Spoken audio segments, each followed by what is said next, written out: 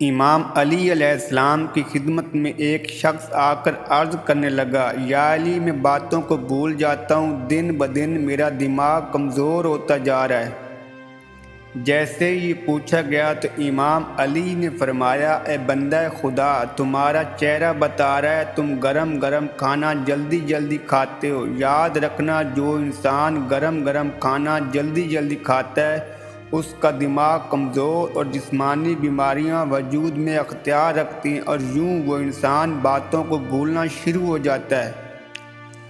تو وہ انسان پوچھنے لگا، یا علی، میں کس طرح سے کھانا کھاؤں جس سے میرے دماغ اور جسم کو صحیح فائدہ ملے؟